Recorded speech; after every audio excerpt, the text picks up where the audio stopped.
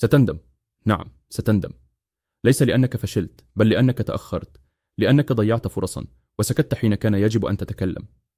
في كتاب نظرية الفستق يكشف فهد عامر الأحمدي عن 25 خطأ نرتكبه ولا ندرك خطورتها إلا بعد فوات الأوان. قبل أن تندم، استمع لهذه النقاط جيدا. دعنا نستعرضها واحدة تلو الأخرى مع لمحة تأملية لكل منها. 1. أن تفرط في صحتك في شبابك، لأن الجسد الذي تستهلكه اليوم قد يعيقك غدا. 2. أن تتجاهل والديك وهم على قيد الحياة، فلن يعوضك شيء بعد فقدان صوت دعائهم أو دفء وجودهم. 3. أن تتعامل مع كل الناس بحسن نية، فالنية الطيبة لا تكفي وحدها، لا بد من حسن الفطنة أيضا. 4. أن تؤجل التوبة والتقرب من الله، لأن الموت لا ينتظر استعدادنا بل يأتي بغتة. 5. أن تهمل الصلاة، فهي ليست مجرد واجب بل ملاذ لروحك المرهقة. 6. أن تضيع أجمل سنوات عمرك خلف الشهوات، فكل شهوة تطفئ نورا في قلبك وتتركك فارغا. 7. أن تقرأ كتبا غير مفيدة أو تتابع محتوى فارغا، فالعقل يغذى كما الجسد، فإما أن يرتفع أو يذبل. 8.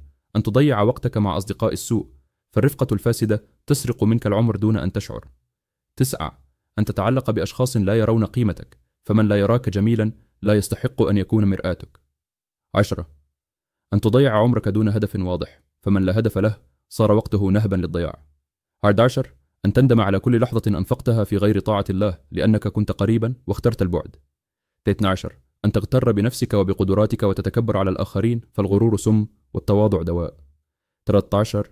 أن تسهر ليالي طويلة دون فائدة، فليلك رأس مالك، فإما أن تستثمره أو تهدره.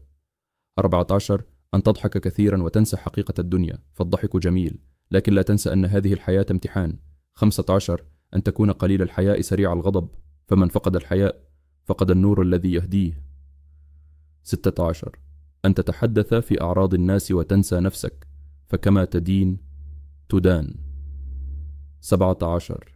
أن تقول ما لا تفعل، فالفعل أبلغ من 1000 كلمة. 18. أن تغتر بكثرة المال والأصدقاء، فالمال زائل والأصدقاء الحقيقيون نادرون. 19. أن تسرف في الضحك والكلام وتنسى الذكر والدعاء، فاللسان الذي لا يذكر يضيع في الصمت الفارغ. 20. أن تسرف في حب الدنيا وتنسى الآخرة، فالدنيا فانية والآخرة باقية. 21. أن تكون كثير المزاح قليل الأدب، فمن لا يحترم نفسه لا يحترم.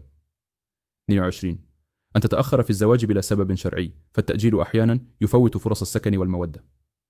23. أن تؤذي الناس بلسانك وأفعالك، فجرح اللسان لا يلتئم.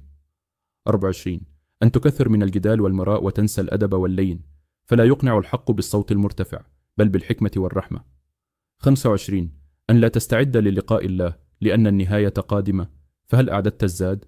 وفي الختام، تذكر أن كل نقطة من هذه النقاط ليست مجرد نصيحة، بل تذكرة من القلب ترشدنا إلى طريق أهدأ وأنقى وأكثر معنى.